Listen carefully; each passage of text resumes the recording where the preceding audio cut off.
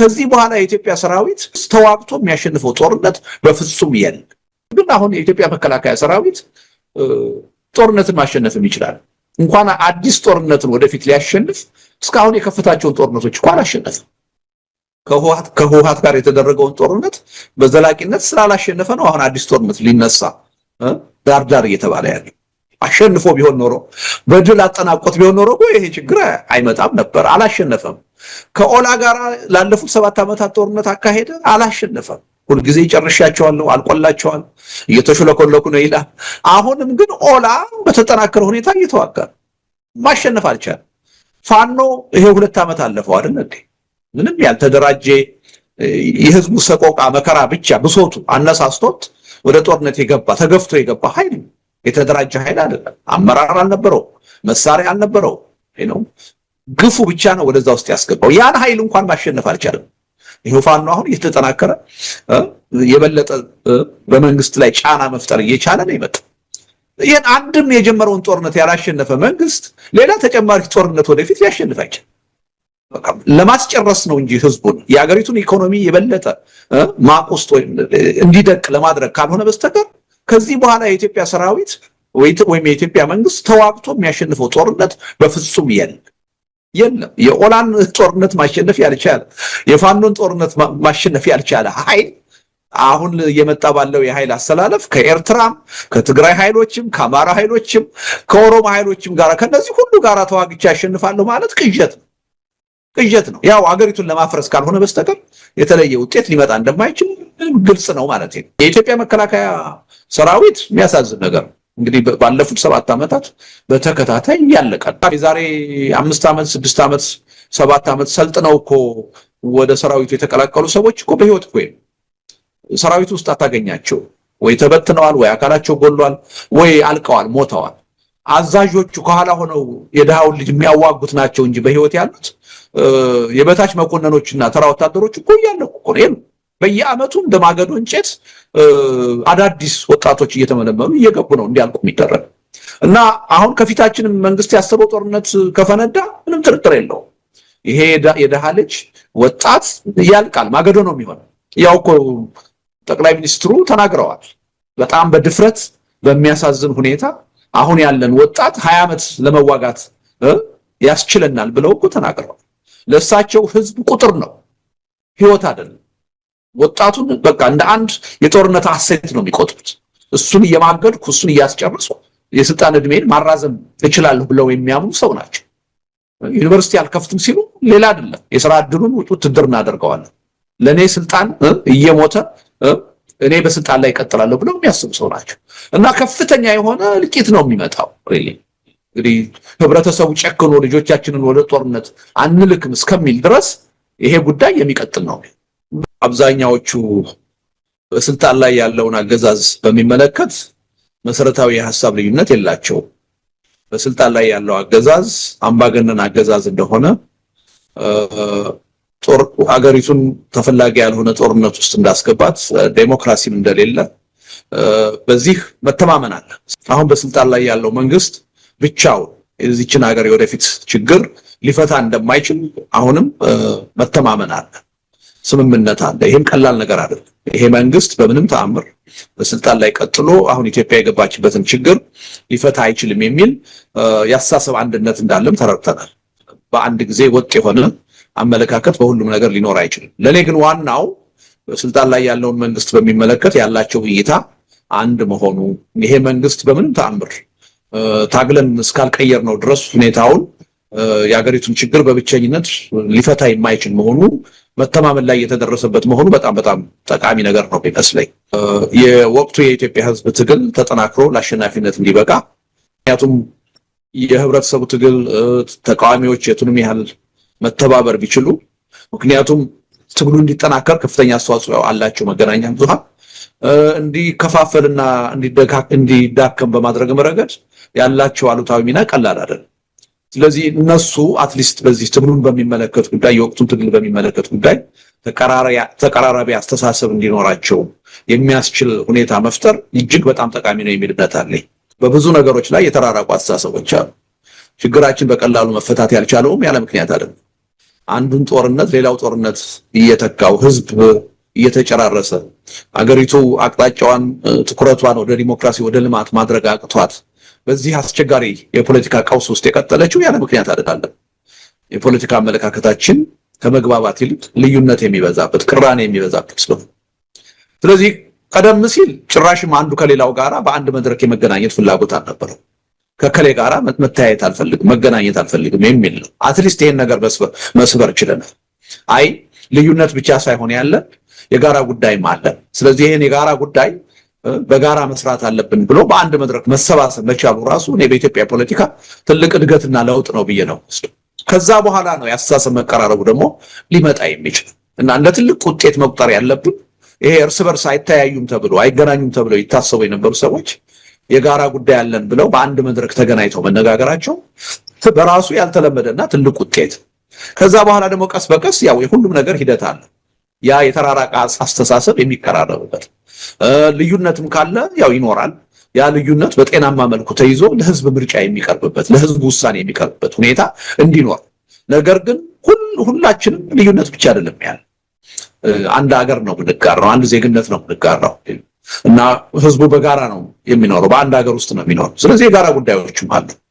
እነዚህን ጉዳዮች እውቅና ሰጥቶ በጋራ መነጋገር አለብን ብሎ መገናኘቱ መደነቅ ነው ያለበት፣ መበረታታት ነው ያለበት። ይሄ ቀደም ሲል ያልነበረ ከአመት ከሁለት ዓመት በፊት የማይሞክር ነው የነበረውና ይሄ ደግሞ እንደ ትልቅ ለውጥ መቆጠር አለበት የሚል እምነት አለኝ። እንደ ትልቅ ውጤት መቆጠር አለበት የሚል እምነት አለኝ እና በሂደት ይሄ መሻሻል የበለጠ እየተበረታታ እየጠነከረ ከሄደ አዎ ፍሬ ያለው ነገር ያመጣል የሚል እምነት ነው ያለኝ። ምክንያቱም ሁሉም በተናጠል ሄዶ የትም እንደማይደርስ እየተገነዘበ ያለበት ሁኔታ ተፈጥሯል። ይሄን ነገር በጋራ ቆመን ካልታገልን በስተቀር አንወጣውም የሚል አስተሳሰብ በሁሉም ዘንድ እየተፈጠረ ነው። ይሄ ቀላል እድገት ነው፣ ቀላል ለውጥ ነው ብዬ አልወስድም። ከዚህ ተነስተን ምንድናቸው በጋራ ልንሰራቸው በጋራ ልንታገልባቸው የሚችሉ ጉዳዮች የሚሉትን በሂደት እየለየን የጋራ ትግል የሚካሄድበት ሁኔታ ይመጣል የሚል ተስፋ ነው ያለኝ እና በጣም እውነቱን ለመናገር ከምጠብቀው በላይ አበረታች የሆነ ውጤት ነው እያየሁ ያለሁት። ችግሩን የማይፈጥሩ አካላት ተሰብስበው የትም ሊደርሱ አይችሉም። ለምሳሌ ሁለት በጦርነት የሚፋለሙ አካላት ካሉ እነሱን ነው ወደ ድርድር ማምጣት ያለብሽ።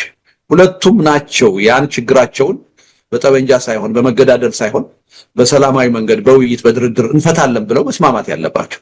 ችግር ፈጣሪዎቹ በመድረኩ ላይ ካልተገኙ ችግር የማይፈጥሩትን ብንሰበስባቸው የትም መድረሳችን እና ዋናው መነጋገር ያለብን ችግር ከሚፈጥሩት ጋር ችግር የሚፈጥሩት እርስ በርስ ጠበንጃ ይዘው የሚገዳደሉት በፖለቲካ ቅራኔ አንገናኝም የሚሉት ኃይሎች ተገናኝተው እንዲወያዩ እንዲደራደሩ በማድረግ ነው ለውጥ መምጣት የሚችለው እንጂ ችግር ፈጣሪዎቹ ካልተገኙማ ያው የኢትዮጵያ የምክክር ኮሚሽን ሆነ ማለት ነው። የኢትዮጵያ የምክክር ኮሚሽን ችግር ፈጣሪዎቹን ትቶ ችግሩ የሌለበትን ህብረተሰብ ነው ቀበሌና ወረዳ ሄዶ የሚያነጋግረው። ያ የትም ሊደርስ አይችልም። ስለዚህ ትልቁም መድከም ያለብን ጥረት ማድረግ ያለብን ሪሊ የችግሩ ዋና አካል የሆኑት ኃይሎች በጉዳዩ ላይ ተገናኝተው እንዲነጋገሩና የችግሩ ብቻ ሳይሆን የመፍትሄው አካል የሚሆኑበትን ሁኔታ ለመፍጠር መሞከር ነው እና ያ ነው ትልቁ ውጤት የሚል ነው። አንዱ ግን የውይይታችን ነጥብ መሆን የሚገባው እሱ ነው። በተለያየ መልኩ የተለያየ ወንጀል የሰሩ የፖለቲካ ኃይሎች አሉ፣ ግለሰቦች አሉ። በዚህ ሀገር ተጠያቂነት የሚባለው ነገር ካልመጣ በስተቀር ችግራችን በዘላቂነት ሊፈታ አይችልም። ቅድሚያ የምንሰጠው ደግሞ ትልቅ አደጋ አለብን። ሁላችንንም ሊያጠፋ የሚችል የፖለቲካ ኃይል አገዛዝ በስልጣን ላይ አለ። ስለዚህ አሁን ተጠያቂነትን ይሄ መንግስት እያለ እናምጣ ብንል ተቃዋሚዎቹ ብቻችንን የትም ልንደርሳችን ተቃዋሚ ብቻውን የተጠያቂነትን ጉዳይ ሊያመጣ አይችልም። ተጠያቂነት ሊመጣ የሚችለው አዲስ የሽግግር ሂደት ሲጀመር፣ በዛ የሽግግር ሂደት እውነተኛ የሆነ ሐቀኛ የሆነ የሽግግር ጊዜ ፍትህ መስፈን ሲችል። ስለዚህ ማንም ተጠያቂ መሆን የሚገባው በወንጀል እጁ ያለበት ሰው ሁሉ ወደፊት መጠየቅ አለበት። የሚጠየቀው ግን መቼ ነው የሚለውን ነገር በአግባቡ መለየት መቻል አለበት። በሽግግር ፍትህ ነው መጠየቅ ያለበት። ያ የሽግግር ፍትህ አሁን በስልጣን ላይ ይህን አይነት ጨፍጫፊ አገዛዝ ባለበት ሁኔታ ሊመጣ አይችልም። አዲስ የሆነ ሁሉን አቀፍ የሆነ የሽግግር ሂደት ሲፈጠር ያ የሽግግር ሂደት ከሚሰራቸው ዋና ዋና ስራዎች ውስጥ አንዱ መሆን ያለበት የሽግግር ጊዜ ፍትህ ማስፈን ነው። በዛ የሽግግር ጊዜ ፍትህ ጥፋተኞች እንደ ጥፋታቸው መጠየቅ መቻል አለባቸው። የህግ ተጠያቂ መሆን አለባቸው። የሞራል ተጠያቂ መሆን አለባቸው። ተጠያቂነታቸው ከዛ በምን ይገለጻል፣ ቅጣቱ ምን ይሆናል የሚለው የሽግግር ሂደቱ ንግግር ለሀገሪቱ በሚጠቅም መልኩ የሚፈታው ነው፣ የሚነጋገርበት ነው መሆን የሚገባው። አሁንም ግን ተጠያቂዎች አሉና መገናኘት አንችልም ካል ችግራችን አይፈታም። ስለዚህ በወንጀል ከተነካካ ወንጀል ከፈጸመ አካል ጋር አንነጋገርም ካል አለቀ፣ ችግራችን በፍጹም ወደፊት ሊፈታ አይችልም። ስለዚህ ቢያንስ መተማመን ያለብን ምንድነው? ተጠያቂነት መታለፍ ያለበት ጉዳይ አይደለም። በወንጀል ተጠያቂ መሆን የሚገባቸው ሰዎችና ድርጅቶች መጠየቅ አለባቸው።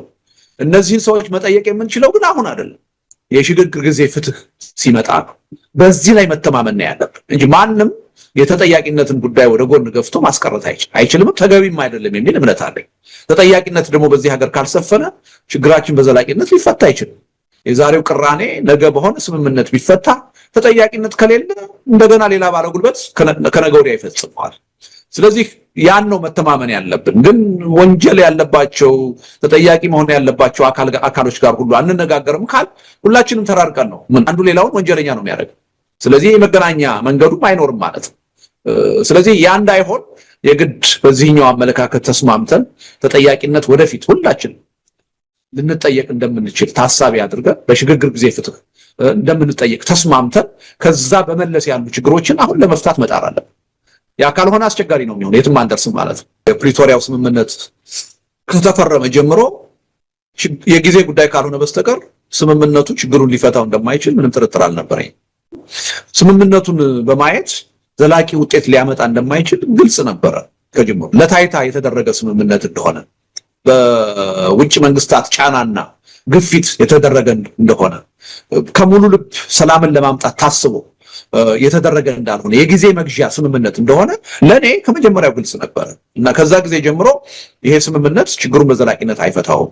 ለችግሩ መነሳት ዋና መሰረታዊ ምክንያት የሆኑት የፖለቲካ ቅራኔዎች አልታዩም፣ አልተነኩም። እነሱ ባልተነኩበት ሁኔታ ዘላቂ ሰላም ማምጣት አይቻልም ነው ስለ የነበረው።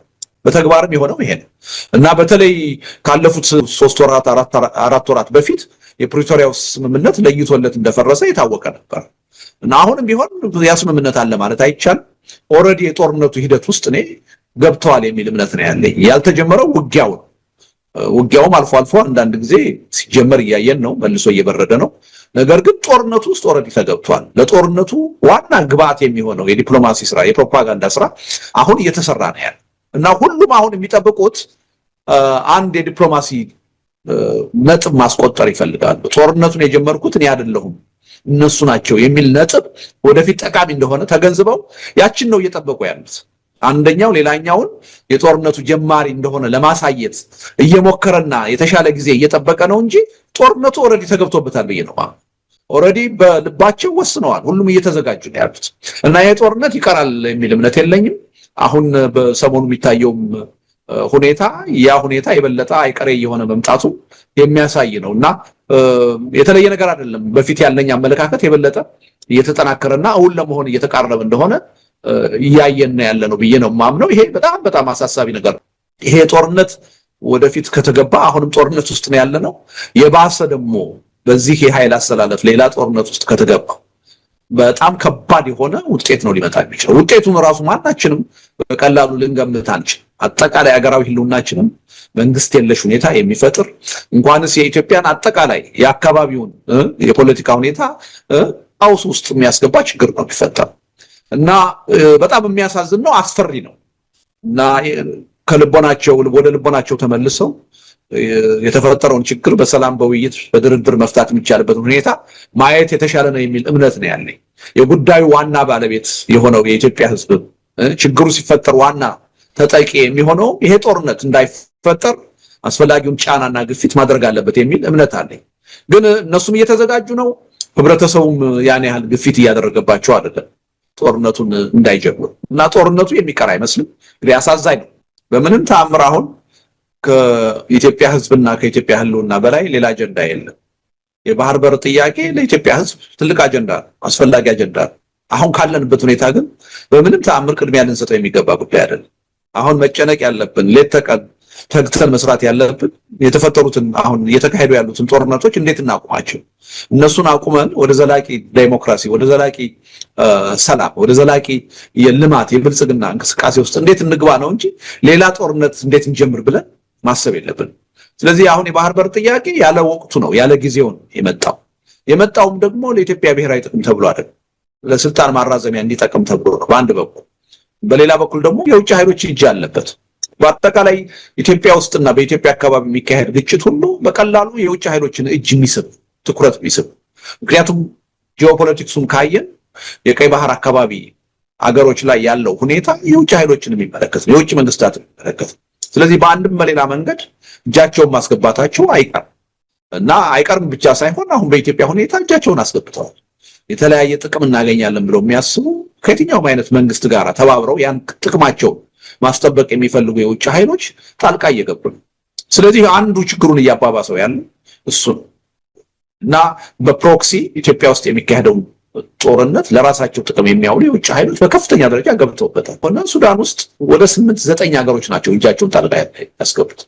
ምናልባት ኢትዮጵያ ውስጥ አሁን የሚጀመረው ጦርነት የተቃረበው ጦርነት ከተጀመረ ከዛም በላይ ኃይሎች እጃቸውን ሊያስገቡ ይችላል።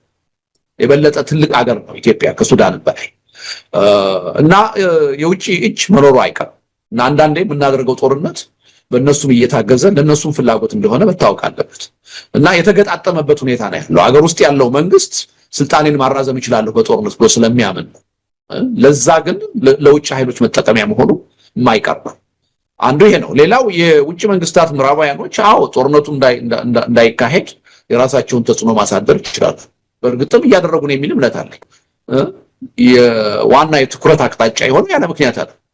ጦርነቱን እኔ ያልጀመርኩትን የሚል ፕሮፓጋንዳ ማስተላለፍ የተፈለገው ያለ ምክንያት አይደለም። ይሄን ጦርነት እንዳትጀምሩ የሚሉ መንግስታትም ስላሉ፣ ስለዚህ ለነሱ እኛ ወደን ሳይሆን ተገደን ነው እዚህ ጦርነት ውስጥ የገባ ነው እኛ አይደለንም የጀመርነው ብለው ለማለት የሚፈልጉ ስለሚፈለግ ነው ይሄ ትልቅ ነጥብ ሆኖ የተያያዘ እና የሚሞክሩ ኃይሎች አሉ። እውነቱን ለመናገር እነሱ ባይኖሩ እስካሁንም ጦርነቱን ሊጀምር ይችል ነበር።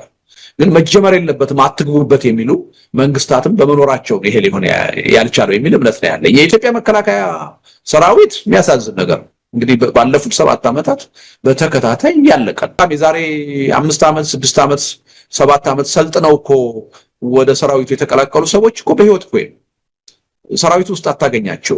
ወይ ተበትነዋል፣ ወይ አካላቸው ጎሏል፣ ወይ አልቀዋል፣ ሞተዋል።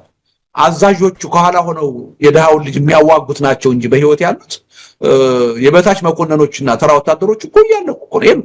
በየአመቱ እንደማገዶ እንጨት አዳዲስ ወጣቶች እየተመለመሉ እየገቡ ነው እንዲያልቁ የሚደረግ እና አሁን ከፊታችን መንግስት ያሰበው ጦርነት ከፈነዳ ምንም ጥርጥር የለውም ይሄ የደሃ ልጅ ወጣት ያልቃል፣ ማገዶ ነው የሚሆነው። ያው እኮ ጠቅላይ ሚኒስትሩ ተናግረዋል።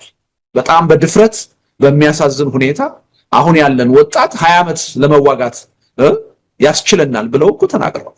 ለሳቸው ህዝብ ቁጥር ነው ህይወት አይደለም።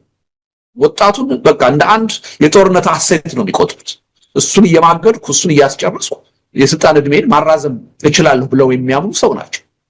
ዩኒቨርሲቲ አልከፍትም ሲሉ ሌላ አይደለም የሥራ ዕድሉን ውትድርና አድርገዋል። ለኔ ስልጣን እየሞተ እኔ በስልጣን ላይ እቀጥላለሁ ብለው የሚያስቡ ሰው ናቸው እና ከፍተኛ የሆነ ልቂት ነው የሚመጣው። እንግዲህ ህብረተሰቡ ጨክኖ ልጆቻችንን ወደ ጦርነት አንልክም እስከሚል ድረስ ይሄ ጉዳይ የሚቀጥል ነው። በምንም ተአምር ግን አሁን የኢትዮጵያ መከላከያ ሰራዊት ጦርነትን ማሸነፍም ይችላል። እንኳን አዲስ ጦርነትን ወደፊት ሊያሸንፍ እስካሁን የከፈታቸውን ጦርነቶች እንኳን አላሸነፈም። ከህወሓት ጋር የተደረገውን ጦርነት በዘላቂነት ስላላሸነፈ ነው አሁን አዲስ ጦርነት ሊነሳ ዳርዳር እየተባለ ያለው። አሸንፎ ቢሆን ኖሮ በድል አጠናቆት ቢሆን ኖሮ እኮ ይሄ ችግር አይመጣም ነበር። አላሸነፈም። ከኦላ ጋር ላለፉት 7 ዓመታት ጦርነት አካሄደ፣ አላሸነፈም። ሁልጊዜ ይጨርሻቸዋለሁ፣ አልቆላቸዋል፣ እየተሽለኮለኩ ነው ይላል። አሁንም ግን ኦላ በተጠናከረ ሁኔታ እየተዋጋ ማሸነፍ አልቻለም። ፋኖ ይሄ 2 ዓመት አለፈው አይደል እንዴ? ምንም ያልተደራጀ የህዝቡ ሰቆቃ መከራ ብቻ ብሶቱ አነሳስቶት ወደ ጦርነት የገባ ተገፍቶ የገባ ኃይል የተደራጀ ኃይል አይደለም። አመራር አልነበረው፣ መሳሪያ አልነበረው። ግፉ ብቻ ነው ወደዛ ውስጥ ያስገባው። ያን ኃይል እንኳን ማሸነፍ አልቻለም። ይሄው ፋኖ አሁን እየተጠናከረ የበለጠ በመንግስት ላይ ጫና መፍጠር እየቻለ ነው የመጣው ይሄን አንድም የጀመረውን ጦርነት ያላሸነፈ መንግስት ሌላ ተጨማሪ ጦርነት ወደፊት ሊያሸንፍ አይችልም። በቃ ለማስጨረስ ነው እንጂ ህዝቡን የሀገሪቱን ኢኮኖሚ የበለጠ ማቆስቶ እንዲደቅ ለማድረግ ካልሆነ በስተቀር ከዚህ በኋላ የኢትዮጵያ ሰራዊት ወይም የኢትዮጵያ መንግስት ተዋግቶ የሚያሸንፈው ጦርነት በፍጹም የለም። የኦላን ጦርነት ማሸነፍ ያልቻለ የፋኖን ጦርነት ማሸነፍ ያልቻለ ኃይል አሁን እየመጣ ባለው የኃይል አሰላለፍ ከኤርትራም ከትግራይ ኃይሎችም ከአማራ ኃይሎችም ከኦሮሞ ኃይሎችም ጋር ከነዚህ ሁሉ ጋር ተዋግቼ ያሸንፋለሁ ማለት ቅዠት ነው። ያው አገሪቱን ለማፍረስ ካልሆነ በስተቀር የተለየ ውጤት ሊመጣ እንደማይችል ግልጽ ነው ማለት ነው። ለመተባበር እየሄዱ እንደሆነ አንዳንድ ወሬዎችን እየሰማን ነው፣ ምልክቶችም እያየን ነው። ምክንያቱም አገዛዙ ማንም ኃይል በሱ ላይ እንዲተባበር ሊያደርግ የሚችል አገዛዝ ለሁሉም ምሕረት የለሽ ነው። ሁሉንም በመግደል ሁሉንም በጦርነት በማሸነፍ ችግር እንፈታለሁ ብሎ የሚያምን አገዛዝ ነው። እንደዚህ አይነት አገዛዝ ባለበት የትኛውም አይነት የፖለቲካ አመለካከት መራራቅ ቢኖራቸው የተለያዩ የፖለቲካ ኃይሎች አንድ ላይ ለመቆም መገደዳቸው አይቀርም። ያን ሁኔታ እያየን ነው። ወደዛ የመሄድ አዝማሚያ እያየን። ስለዚህ ተባብረው ከታገሉት ሊያሸንፉት ይችላሉ፣ ከስልጣን ሊያወርዱት ይችላሉ። ጥያቄው ለኔ እሱ አይደለም። የታወቀ ነው እኮ በሰላማዊ መንገድም መንግስትን ከስልጣን ማውረድ ይቻላል፣ በጦርነትም መንግስትን ከስልጣን ማውረድ ይቻላል። ብዙ መንግስታት በተለያዩ የዓለም ሀገራት በጦርነት ሲወርዱ ታይቷል። በእኛ ሀገርም በ17 ዓመቱ ጦርነት የደርግ መንግስት ከስልጣን ሲወርድ እኮ አይተናል። ስለዚህ በጦርነት በስልጣን ላይ ያለ መንግስት ከስልጣን አይወገድም ማለት አይደለም። ሊወገድ ይችላል። እንኳንስ ተባብረውና አንደኛው ኃይልም ነገ ከነገ ወዲያ ተጠናክሮ ከመጣ ሊያሸንፈው ይችላል። ቁም ነገሩ እሱ አይደለም። ቁም ነገሩ ያ ማሸነፍ ውጤቱ ዘላቂ የሆነ ሰላም ያመጣል ወይ፣ በዘላቂነት ችግራችንን ይፈታል ወይ የሚል ነው። አሁን ባለው የኃይል አሰላለፍ እንደዛ አይነት ጦርነት ስናካሂድ መንግስት ሲወድቅ ብቻውን ይወድቃል ወይ፣ ሀገሪቱ ስቴትለስ የመሆን መንግስት የለሽ የመሆን አደጋ አይገጥማትም ወይ የሚለው ጉዳይ ሪስክ እንዳንወስድ የሚያደርገን የተለዩ አማራጮችን ማየት እንድንችል የሚያስገድደን ጉዳይ ይሄ ሁኔታ ነው እንጂ መንግስትን ማውረድ ምንም ጥርጥር የለው። መንግስትን ማሸነፍ ይችላሉ፣ ምንም ጥርጥር የለውም። ይሄ ደካማ መንግስት ነው። ቢተባበሩ በአጭር ጊዜ መንግስትን እንዳይመለስ አድርገው ሊያሸንፉት ይችላሉ። ዋናው ነገር ግን እሱ አይደለም። ይቺ ሀገር ደህንነቷ ተጠብቆ የህብረተሰቡ ደህንነት ተጠብቆ መንግስት የለሽ ሳትሆን ወደ ዘላቂ ሰላም፣ ወደ ዘላቂ ዲሞክራሲ፣ ወደ ዘላቂ የልማት እንቅስቃሴ በአስተማማኝ ሁኔታ መሸጋገር ትችላለች ወይስ አትችልም የሚለው ጥያቄ ነው። እሱ ነው እንጂ የሚያስጨንቀን መንግስት ምንም ጥርጥር የለው በሰላማዊ መንገድም መውረድ ይችላል፣ በኃይልም መውረድ ይችላል። ይሄ ጉዳይ ስለሚያሳስበን ነው አሁን የተለያዩ የህብረተሰብ ክፍሎችን በመድረክ እያመጣን በቀጥታ ህዝብ በሚከታተለው መልኩ እያወያየን ያለ ነው። ያለ ምክንያት አይደለም። የጉዳዩን ክብደት አሳሳቢነት ህብረተሰቡ እንዲረዳው ስለምንፈልግ ነው። ሁልጊዜ አሁን ሚዲያ ውስጥ ያላችሁ ሰዎች በየቀኑ ትታያላችሁ፣ ትናገራላችሁ። ፖለቲካ ውስጥ ያለን ሰዎች በየቀኑ እንናገራለን፣ እንታያለን። አንዳንዴ ደጋግመን በመታየታችን ህብረተሰቡ የምንናገረውን ነገር ብዙም ከቁም ነገር ላይ ቆጥረው ይችላል። ስለዚህ እስቲ ምሁራን ይናገሩ፣ ሲቪክ ማህበራት ይናገሩ። ተመሳሳይ አቋም ነው ወይ ያላቸው ወይስ እኛ ዝም ብለን ለፖለቲካ ጉዳይ ብለን ነው የምናወራው የሚለውን ነገር ህብረተሰቡ እንዲያየው። ምሁራን ናቸው ከተለያየ ፊልድ የመጡ። በአብዛኛዎቹ ምንድን ነው ያሉት? ይቺ ሀገር የመዳን ተስፋዋ ራሷ አስቸጋሪ ነው። በዚህ ከቀጠለች ትፈራርሳለች፣ እንኳንስ ሌላ ጦርነት ተፈጥሮና እና ይሄ የጥቂት ፖለቲከኞች የጥቂት ጋዜጠኞች አስተሳሰብ ሳይሆን የምሁራን አስተሳሰብ እንደሆነ በተለያየ መልኩ ህብረተሰብን የሚወክሉ ዜጎች አስተሳሰብ እንደሆነ እያሳየን እና ይሄ የህብረተሰቡን መረዳት የበለጠ ያሳድገዋል። ችግሩ ምን ያህል አሳሳቢ እንደሆነ ከባድ እንደሆነ ይሄን ችግር ለመወጣት የህብረተሰቡ የእያንዳንዱ ዜጋ አስተዋጽኦና ተሳትፎ እንደሚያስፈልግ እንዲረዳ ጥቅም አለው የሚል እምነት አለ እና በቀጣይ የምናካሄዳቸው መድረኮች ይሄን አስተሳሰብ ለማጠናከር አንቺ ሁልጊዜ እየወጣን ብንነግረው ለምዶናል። ዝም ብሎ በዚህ ሰምቶ በዚህ ነው የሚያፈስ እና ይሄ ጉዳይ ምን ያህል ከባድ እንደሆነ ገለልተኛም የሆኑ ምሁራንም የሲቪክ ማህበራት ሰዎችም የሚዲያ ሰዎችም እየመጡ እንዲነግሩት እንፈልጋለን እና በዛ ረገድ በጣም ተቀራራቢ የሆነ አመለካከት የወቅቱን ችግር አሳሳቢነት በመረዳት ረገድ ጥሩ መግባባት እንዳለ ነው እያየን ያለን።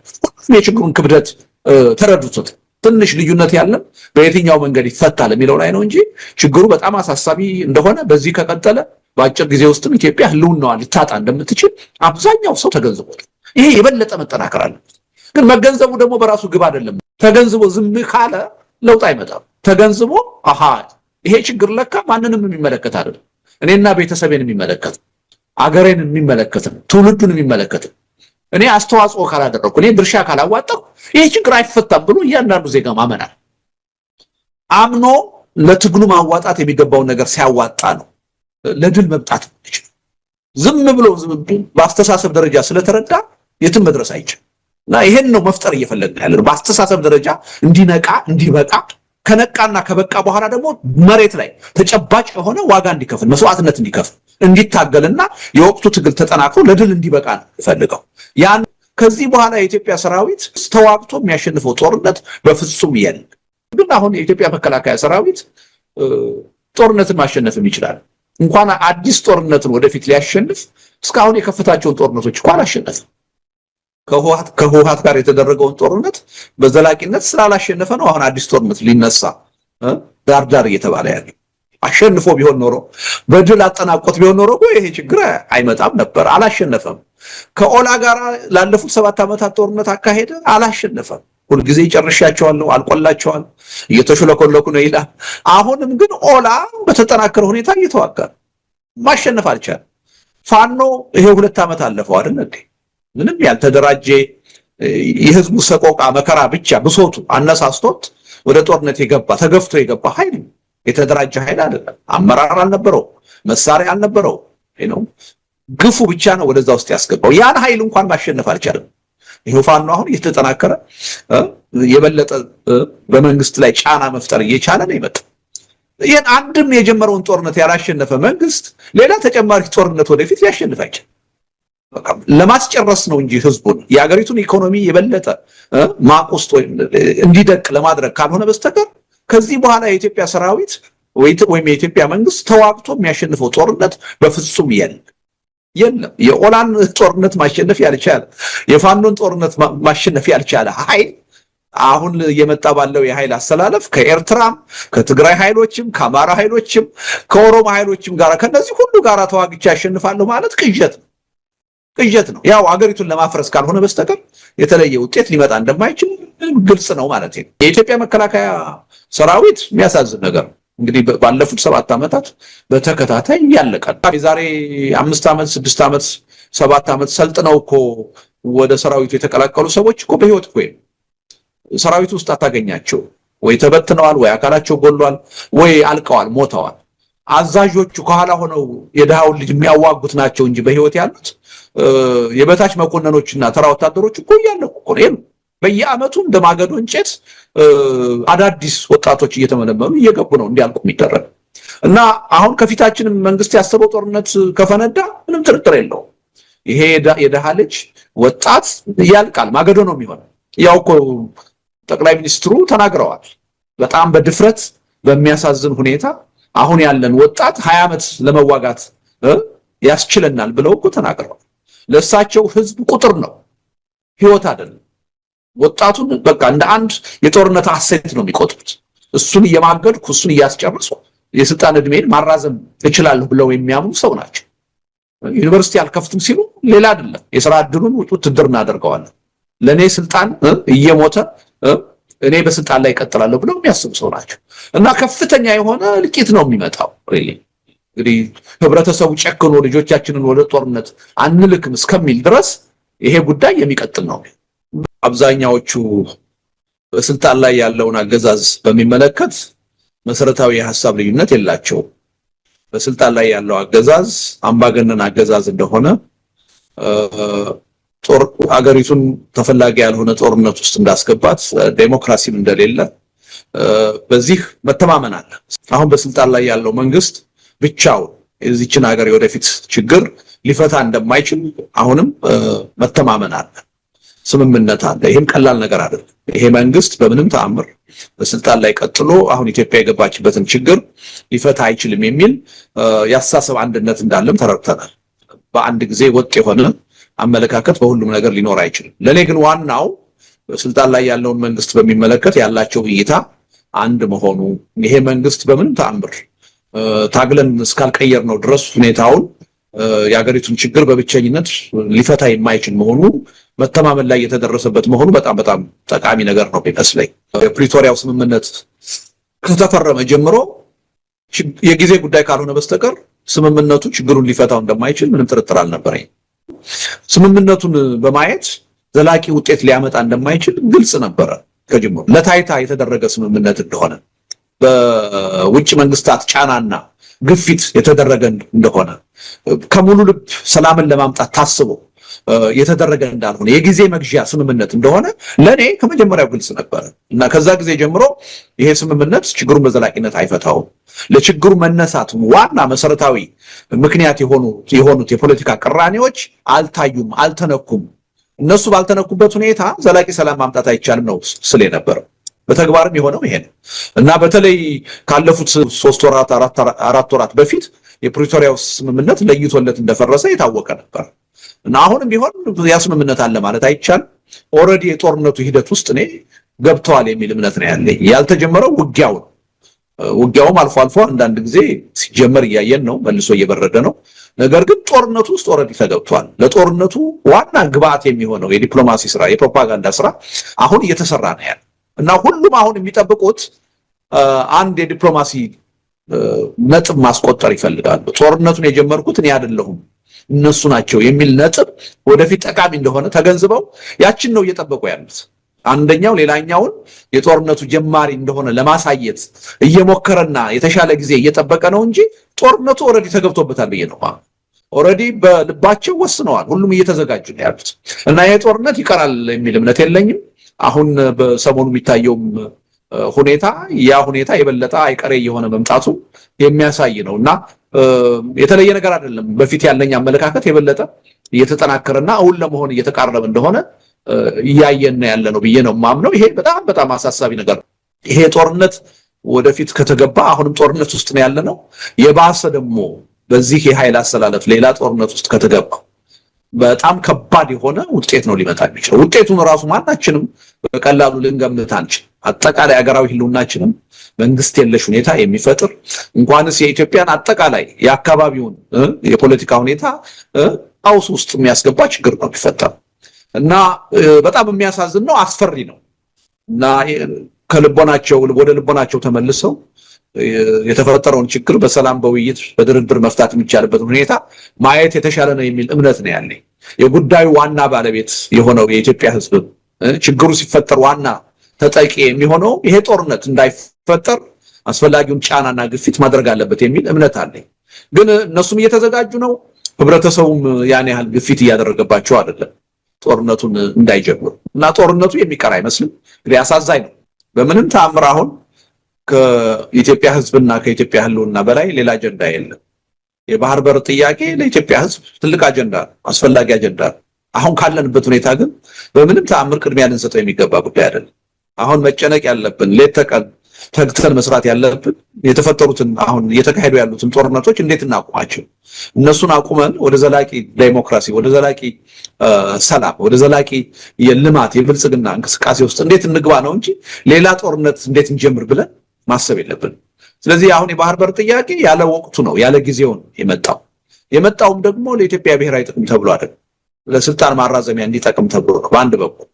በሌላ በኩል ደግሞ የውጭ ኃይሎች እጅ አለበት።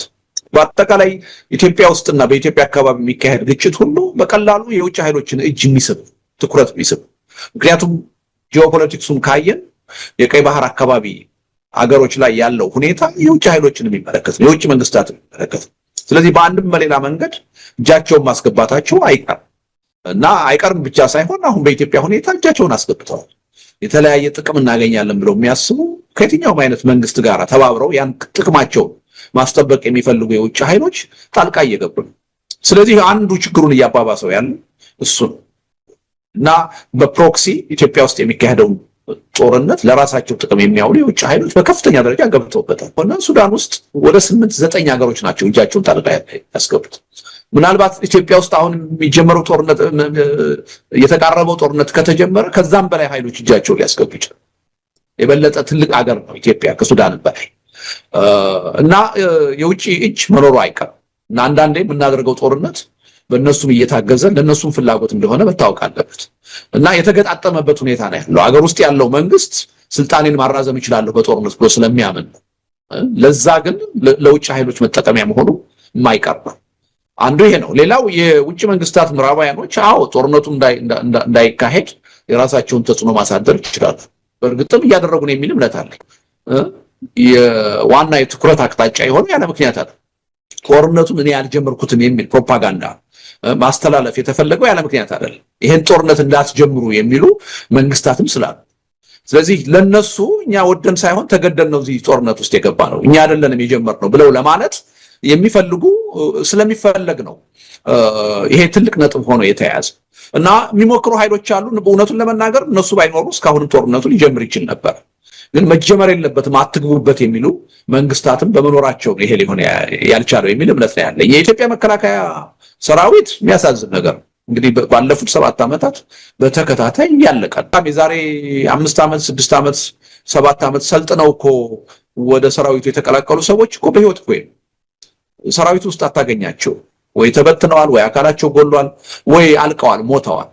አዛዦቹ ከኋላ ሆነው የደሃውን ልጅ የሚያዋጉት ናቸው እንጂ በህይወት ያሉት የበታች መኮንኖችና ተራ ወታደሮች እኮ ያለቁ እኮ ነው።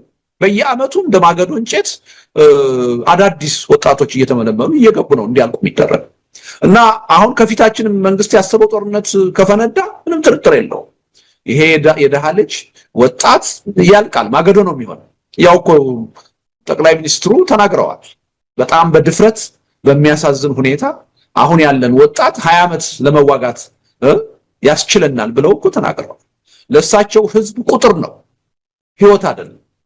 ወጣቱን በቃ እንደ አንድ የጦርነት አሴት ነው የሚቆጥሩት። እሱን እየማገድኩ እሱን እያስጨረስኩ የስልጣን እድሜን ማራዘም እችላለሁ ብለው የሚያምኑ ሰው ናቸው። ዩኒቨርሲቲ አልከፍትም ሲሉ ሌላ አይደለም የሥራ ዕድሉን ውትድርና አድርገዋለን። ለኔ ስልጣን እየሞተ እኔ በስልጣን ላይ እቀጥላለሁ ብለው የሚያስቡ ሰው ናቸው እና ከፍተኛ የሆነ ልቂት ነው የሚመጣው። እንግዲህ ህብረተሰቡ ጨክኖ ልጆቻችንን ወደ ጦርነት አንልክም እስከሚል ድረስ ይሄ ጉዳይ የሚቀጥል ነው። በምንም ተአምር ግን አሁን የኢትዮጵያ መከላከያ ሰራዊት ጦርነትን ማሸነፍም ይችላል። እንኳን አዲስ ጦርነትን ወደፊት ሊያሸንፍ እስካሁን የከፈታቸውን ጦርነቶች እንኳን አሸነፈ። ከህወሓት ጋር የተደረገውን ጦርነት በዘላቂነት ስላላሸነፈ ነው አሁን አዲስ ጦርነት ሊነሳ ዳርዳር እየተባለ ያለ። አሸንፎ ቢሆን ኖሮ በድል አጠናቆት ቢሆን ኖሮ ይሄ ችግር አይመጣም ነበር። አላሸነፈም። ከኦላ ጋር ላለፉት 7 ዓመታት ጦርነት አካሄደ፣ አላሸነፈም። ሁልጊዜ ጨርሻቸዋለሁ፣ አልቆላቸዋል፣ እየተሽለኮለኩ ነው ይላል። አሁንም ግን ኦላ በተጠናከረ ሁኔታ እየተዋጋ ማሸነፍ አልቻለም። ፋኖ ይሄ 2 ዓመት አለፈው አይደል እንዴ? ምንም ያልተደራጀ የህዝቡ ሰቆቃ መከራ ብቻ ብሶቱ አነሳስቶት ወደ ጦርነት የገባ ተገፍቶ የገባ ኃይል የተደራጀ ኃይል አይደለም። አመራር አልነበረው፣ መሳሪያ አልነበረው። ግፉ ብቻ ነው ወደዛ ውስጥ ያስገባው። ያን ኃይል እንኳን ማሸነፍ አልቻለም። ይሄ ፋኖ አሁን እየተጠናከረ የበለጠ በመንግስት ላይ ጫና መፍጠር እየቻለ ነው የመጣው። ይሄን አንድም የጀመረውን ጦርነት ያላሸነፈ መንግስት ሌላ ተጨማሪ ጦርነት ወደፊት ሊያሸንፍ አይችልም። በቃ ለማስጨረስ ነው እንጂ ህዝቡን የሀገሪቱን ኢኮኖሚ የበለጠ ማቆስቶ እንዲደቅ ለማድረግ ካልሆነ በስተቀር ከዚህ በኋላ የኢትዮጵያ ሰራዊት ወይም የኢትዮጵያ መንግስት ተዋግቶ የሚያሸንፈው ጦርነት በፍጹም የለም። የኦላን ጦርነት ማሸነፍ ያልቻለ የፋኖን ጦርነት ማሸነፍ ያልቻለ ኃይል አሁን የመጣ ባለው የኃይል አሰላለፍ ከኤርትራም ከትግራይ ኃይሎችም ከአማራ ኃይሎችም ከኦሮሞ ኃይሎችም ጋር ከነዚህ ሁሉ ጋር ተዋግቼ ያሸንፋለሁ ማለት ቅዠት ነው። ያው አገሪቱን ለማፍረስ ካልሆነ በስተቀር የተለየ ውጤት ሊመጣ እንደማይችል ግልጽ ነው ማለት ነው። ለመተባበር እየሄዱ እንደሆነ አንዳንድ ወሬዎችን እየሰማን ነው፣ ምልክቶችም እያየን ነው።